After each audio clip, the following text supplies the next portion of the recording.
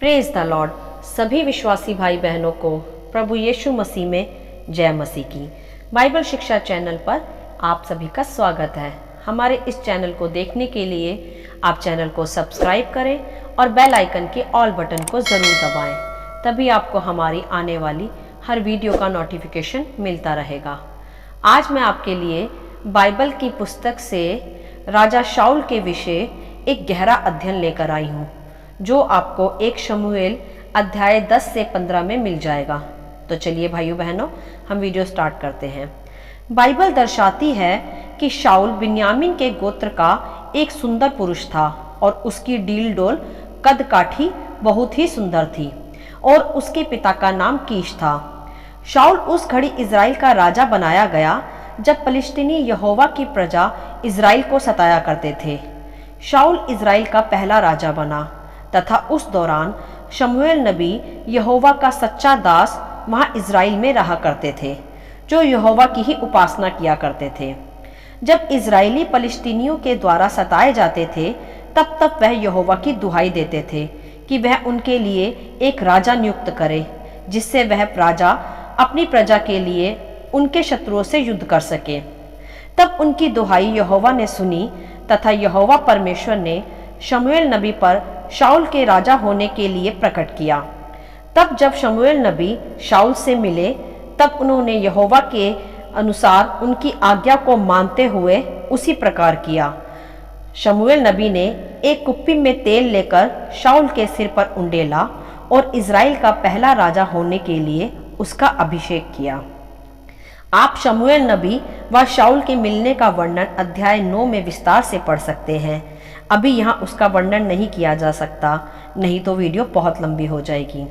आज हम शाऊल के विषय ही यहाँ कुछ बातें सीखेंगे। तब इस प्रकार शमूएल नबी ने यहोवा की आज्ञा पाकर शाऊल को राजा होने के लिए अभिषेक किया। तब इस प्रकार शाऊल इज़राइल का पहला राजा होने के लिए चुना गया और उसके पश्चात यहोवा का आत्मा शाऊल पर बलपूर्वक उतरता रहा। तब इज़राइली प्रजा प्रसन्न हुई कि उन्हें उनका राजा मिल गया है। तब शमूएल नबी ने कुछ आज्ञाएं शाऊल को बताई कि जिस पे उसे अब चलना होगा। तब उन्होंने उससे अर्थात शाऊल से कहा कि यहोवा ने तुम्हें अपनी प्रजा इज़राइलियों को उनके शत्रुओं से बचाने के लिए चुना है। तुम सदा दया करना और न्याय करना। और शमूएल नबी ने शाऊल से यह भी कहा कि तुम कभी अपने लिए संपत्ति एकत्रित नहीं करोगे।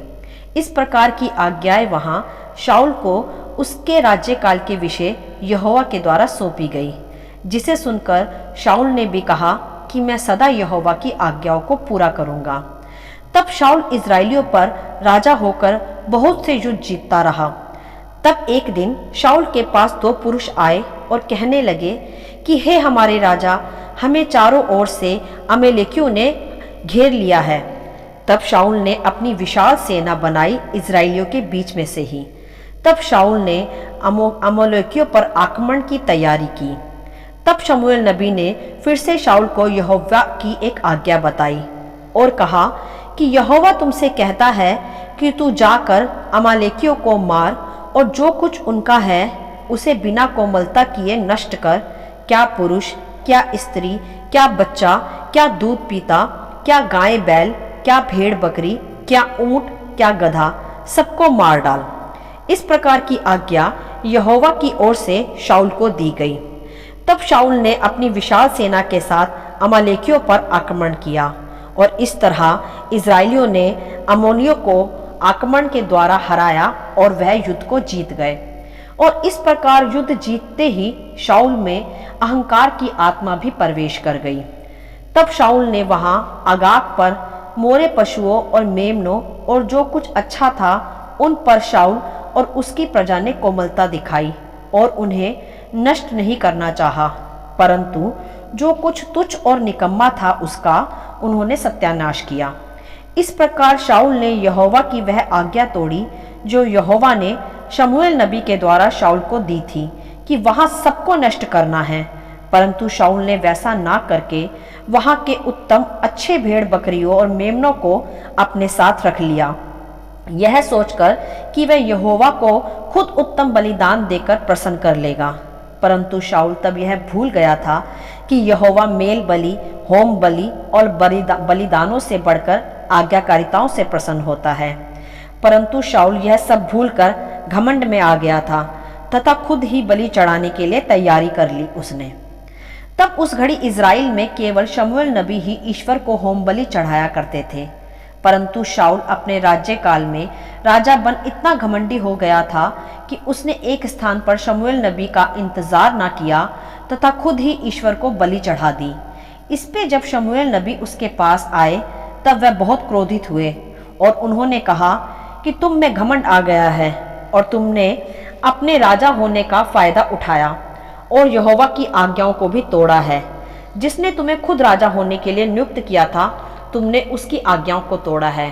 और यहोवा ने तुझे अमालेकियों का सत्यानाश करने के लिए ही राजा नियुक्त किया था, परंतु तूने अपने कार्यभार को सही ढंग से पूरा नहीं किया तथा यहोवा की आज्ञाओं को तोड़ा है।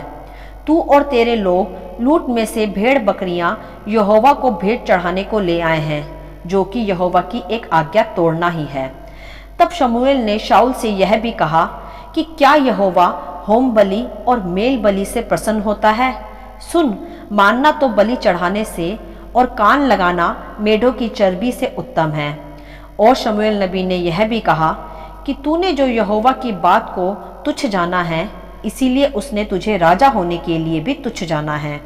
अर्थात यहोवा ने यहाँ कहा कि वह तुझे राजा बना के पछताया है और यहोवा ने तेरे स्थान पर इज़राइल को कोई दूसरा राजा देने के विषय निश्चय कर लिया है। इस प्रकार शाऊल के स्थान पर यहोवा ने फिर दाऊद को अगला इज़राइल का राजा होने के लिए अभिषेक किया। दाऊद और शाऊल के विषय मैं एक अलग से वीडियो बनाकर आपको विस्तार से समझाऊंगी, अभी यहाँ उसका वर्णन नहीं किया जा सकता। तब इस प्रकार शाऊल के घमंड में आकर अनाज्ञाकारिता के कारण उसका राज्यपद समाप्त हुआ। तो यहाँ हम अब कुछ बातें सीखेंगे शाऊल के चरित्र से। एक तो यह कि जब यहोवा ने शाऊल को इज़राइल का पहला राजा होने के लिए चुना, तब वह एक बिन्यामीन था, अर्थात वह इज़राइलियों से मेल नहीं खाते थे, एक अलग जाति के वह लोग समझे जाते थे। परंतु फिर भी यहोवा का अनुग्रह शाऊल पर हुआ और उसे राजा होने के लिए यहोवा ने बुला लिया। और राजा बनने के पश्चात भी यहोवा का आत्मा सदा शाऊल को युद्ध में विजय होने के लिए बल देता रहा, अर्थात यहोवा हर युद्ध में शाऊल के स्थान पर युद्ध लड़ने स्वयं उसके साथ होता था। इस पर यहोवा ने बस शाऊल को कुछ आज्ञाएं सौंपी थी, जिससे उसका राज्यपद कभी ना छिनता। परंतु राजा बनने के पश्चात, युद्ध जीतने के पश्चात शाऊल में घमंड आ गया तथा उसने फिर यहोवा की आज्ञा को तुच्छ जाना तथा अपनी बुद्धि का इस्तेमाल किया।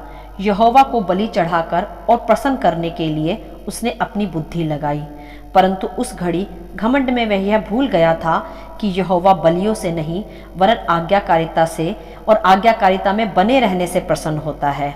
और अनाज्ञाकारिता के कारण शाऊल ने फिर अपना राजपद गवा दिया। तो यह सिद्ध हो जाता है मेरे प्रियो कि जो आज हमें सीखना आवश्यक है कि जब परमेश्वर हमें बनाता है, हमें उठाता है किसी स्थान पर और हम में अपनी आत्मा भी समाता है कि हम वह कार्य कर पाए भली पूर्वक जिसके लिए प्रभु ने हमें बुलाया है, तो उसके लिए वह हमें कुछ आज्ञाएं भी सिखाता है जिस पर हमें फिर चलना आवश्यक होता है। तभी हमारा वह अभिषेक फिर बना रहता है। और यदि हम वह सब पाकर जो यहोवा ही ने हमें दिया है, हम परमेश्वर की उदारता को, उसकी आज्ञाओं को तोड़ना शुरू कर दें और अपने भीतर घमंड को पैदा करें, तो फिर कैसे वह अभिषेक हम में बना रह सकता है? वह तो छिनेगा ही।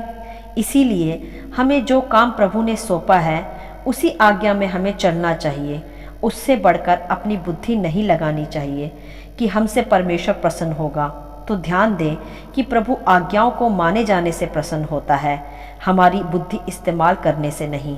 तो मेरे प्रियो, परमेश्वर के मार्गों पर चलने के लिए जिस मार्ग को प्रभु ने आपके लिए तैयार किया है, आप उसी मार्ग पर आज्ञाकारिता से चलते रहें। उससे हटकर दाएं बाएं अपनी बुद्धि ना लगाएं। ऐसा करके हम अपना अभिषेक खो देते हैं जो परमेश्वर ने हमें दिया है। इसीलिए आधे अधूरे नहीं वरन पूर्ण आज्ञाकारी बने। केवल प्रार्थना में ही जाना काफ़ी नहीं है, उसकी आज्ञाओं पर भी चलना उतना ही आवश्यक है। हमें तभी हम अपना पूर्ण उद्धार प्राप्त कर पाएंगे, एक सिद्ध आज्ञाकारी मसीह बनकर। नहीं तो प्रभु हमें छोड़ किसी और को वह स्थान देगा जो आज हमारा है। हम अपनी ही अनाज्ञाकारिता के कारण अपना मसीह जीवन ना नष्ट करें। जिस प्रकार शाऊल ने अपना राज्य पद अपनी ही गलतियों के कारण खो दिया, जबकि यहोवा परमेश्वर ने ही उसे खुद बुलाया था राजा होने के लिए। जैसे मेरे प्रियो, आज प्रभु ने भी हमें खुद ही चुना है अपनी निज प्रजा अर्थात मसीह होने के लिए। तो हमें भी यहोवा की आज्ञाओं में सदा चलना चाहिए और अपना मसीह जीवन आशीषों के साथ, एक अभिषेक के साथ जीना चाहिए। हमें ऐसा नहीं करना चाहिए कि जो अभिषेक परमेश्वर ने हम पर उंडेला है, हम उसका गलत फायदा उठाएं और परमेश्वर को ही भूलकर घमंड में गिरते जाएं। हमें सदा उसकी आज्ञाओं को अपने हृदय में स्मरण रखना चाहिए। जिस प्रकार परमेश्वर ने हमें ऊंचा उठाया है, वह यहोवा है, वह हमें नीचा भी गिरा सकता है। हमें चाहिए कि हम परमेश्वर की सभी आज्ञाओं में, उसकी अधीनता में निरंतर बने रहें और अपने अभिषेक को अंत तक, अनंत काल के जीवन तक बनाए रखें और एक सिद्ध मसीह होकर पूर्ण उदारता के साथ अपने उद्धार में प्रभु ईश्वर के नाम से प्रवेश करें। हालेलुया। आशा करती हूँ शमूएल नबी की ये पुस्तक का अध्याय आप सभी को समझ में आया होगा। परमेश्वर आपको अपनी पवित्र आत्मा की भरपूरी से सदा भरता रहे। यदि आप चाहते हैं कि दूसरे भी इसे सुनकर आशीष पाएं, तो आप दूसरों के साथ भी इसे बांट सकते हैं, क्योंकि हमारे प्रभु यीशु मसीह की यही इच्छा है। आमीन and God bless you all.